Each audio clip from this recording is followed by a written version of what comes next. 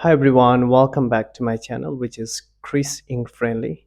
In my last video, I gave you information about uh, some ways, strategies to solve questions of IELTS speaking test.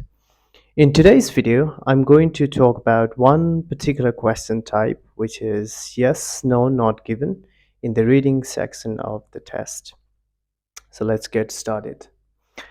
In IELTS reading test, one of the question types is yes, no, not given, or true, false, not given, in which there are certain statements given which you'll have to decide whether they are true or false or not given, or yes or not, no or not given, according to the text.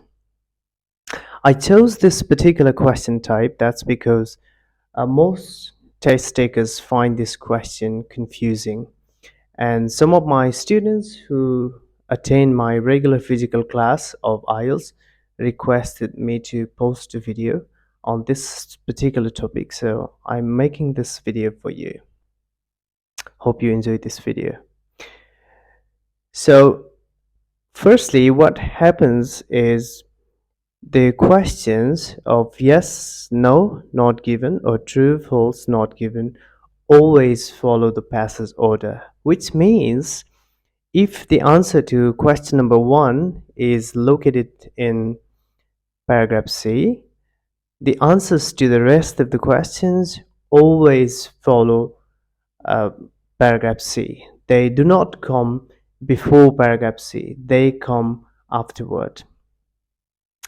And the reading skills that you should use are scanning, which means searching some specific information in the text very quickly, some specific keywords or proper nouns in the text very quickly.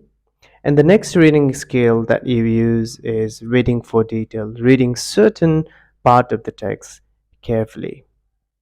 Well, there's not much difference between yes, no, not given and true, false, not given, because in both question types, you use the same strategies, same tricks, tips, you follow the same tips and tricks.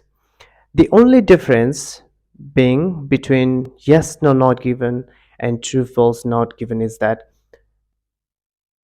yes, no, not given relates to the writer's opinion, whereas true, false, not given is related to the factual information given in the text. So in order to show you how the true, false, not given or yes, no, not given question type works, I'm going to choose Cambridge IELTS 16 and one text from that. And I strongly recommend that when you practice questions of IELTS, whether it be the questions of listening or reading or writing or speaking, you should only choose books published by Cambridge University Press. That's because the questions are designed by Cambridge University Press, and the questions of Cambridge are reliable, valid, and fair because their reliability, validity, and their fairness are tested before the questions finally appear on table in front of us. So let's see how yes, no, not given or true, false, not given really works. In order to show you how yes, no, not given question type works, I've chosen Cambridge IELTS Academic 16 book as a reference book, and I chose test 4 and passage 3, and the title is Attitude Towards Artificial Intelligence.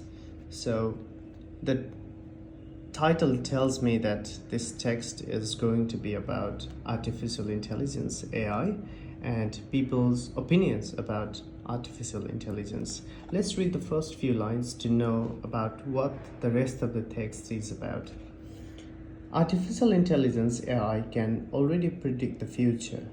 Police forces are using it to map when and where crime is likely to occur. Doctors can use it to predict when a patient is most likely to have a heart attack or stroke. Researchers are even trying to give AI imagination so it can plan for unexpected consequences. So this shows that the text is going to be about the uses of artificial intelligence in humans' life. Let's do yes, no, not given questions 36 to 40. Let's read the first question.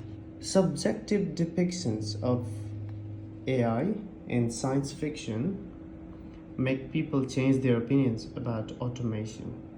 Subjective depictions of AI in science fiction films. The keywords here are subjective depictions of AI in science fiction films make people change their opinions about automation. Okay, so subjective depictions of AI in science fiction films make people change their opinions about automation or not. The keywords here are science fiction films, AI, subjective depictions. I found the keywords here. People from a range of backgrounds were given various science fiction films about AI to watch and then asked questions about automation in everyday life. It was found that regardless of whether the film they watched depicted AI in a positive or negative light, simply watching a cinematic vision of our technological future polarized the participants' attitudes. See, polarize the participants' attitudes. Polarize means made differences in the participants' opinions. The question says, subjective depictions of AI in science fiction films make people change their opinions. No, the subjective depictions did not change people's opinion. They polarized people's opinions. So this must be incorrect according to the text or according to the writer's opinion. Portrayals of AI in media and entertainment are likely to become more positive. Or the key words here are portrayals of AI in media entertainment likely to become more positive. Okay. The answer to this question must be in after paragraph D. Media, the keywords are media, entertainment. Okay. As AI is represented more and more in media and entertainment, it could lead to a society split between those who benefit from AI and those who reject it, more pertinently, refusing to accept. So it just says AI is represented more and more in media and entertainment. It could lead to a society split between those who benefit from it and those who reject it. It does not say anything about whether portrayals of AI in media and entertainment are likely to become more positive or not. So this is not given.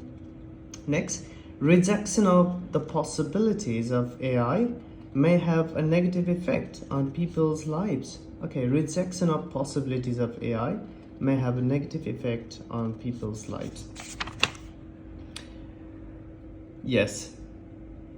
Refusing to accept the advantages offered by AI could place a large group of people at a serious disadvantage. Okay, refusing to accept the advantages offered by AI.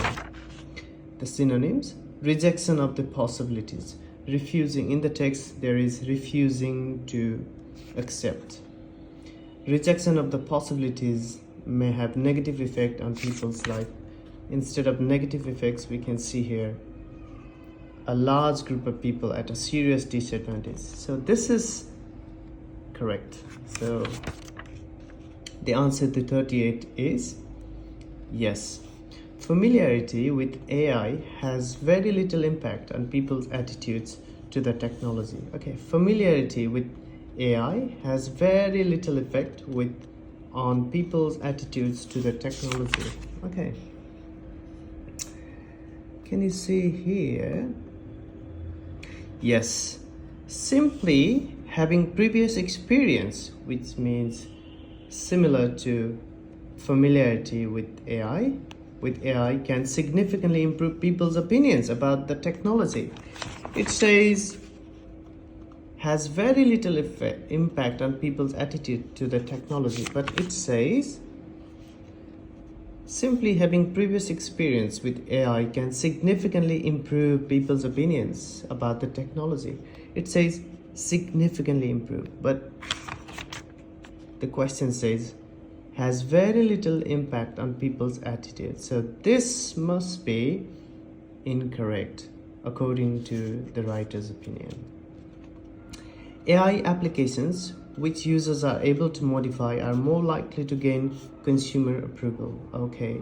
AI applications which users are able to modify are more likely to gain consumer approval. Okay.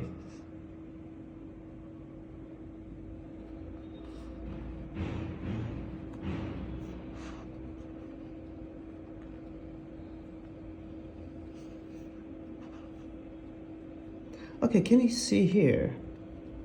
For example, one study showed that when people are allowed the freedom to slightly modify an algorithm, they felt more satisfied with with its decisions, more likely to believe it was superior, and more likely to use it in the future. Yes, it shows that AI applications which users are able to modify are more likely to gain consumer approval. More likely to gain consumer approval because it says they felt more satisfied with its decisions, more likely to believe it was superior, and more likely to use it in the future. Yes, people are likely to, the AI applications are more likely to gain the users, consumers' approval. So let me summarize the strategies that we've used so far. The first thing you do is scan the keywords. First of all, read the statement to understand its focus and underline the keywords and go back in the text, scan them, and once you've found these keywords, read that part and keep three things in mind. If the statement is correct according to the writer's opinion or according to the text, this is true or yes. If it is incorrect according to the text or the writer's opinion, this is no or false. And if you cannot decide whether it is correct or incorrect according to the text, this is not given. Hope the information helps you. Well, with this, we've finally come to the end of today's lesson. I hope you enjoyed this video and I hope you find this video useful. If you want me to post similar videos on topics of your choice, interest, or your area of difficulty, please feel free to ask me to do so in the comment section below. And please don't forget to like and comment on my videos, and most importantly, don't forget to subscribe to my channel. Until then, good luck with your study. Thank you.